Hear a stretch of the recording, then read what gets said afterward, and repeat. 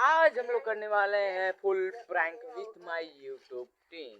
तो गाइस, तो अभी हम लोग हो रहे हैं रेडी एंड आज होगा प्रांजल के साथ प्रैंक। मैं और दिव्यांश और जानवी हैं, तीनों लोग मिलकर प्रांजल के साथ प्रैंक करने वाले हैं गाइस। प्रांजल यहीं पर बैठा हुआ है, प्रांजल के भी हम लोग भेजते हैं, उसके बाद हम लोग प्रैंक स्टार्ट करते हैं। तो चलिए।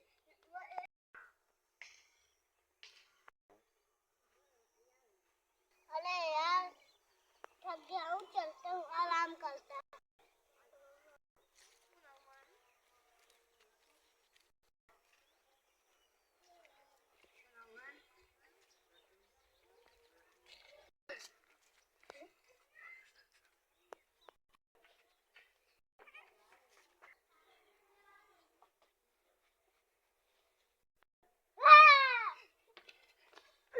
तो गाइस, हो चुका है प्रांजल के साथ पोपट एंड आज का वीडियो कैसा लगा, पसंद आया तो लाइक कर देना, चैनल पर सब्सक्राइब कर देना। मिलते हैं नेक्स्ट ब्लॉग में, तब तक के लिए जय हिंद, जय भारत, वंदे मातरम।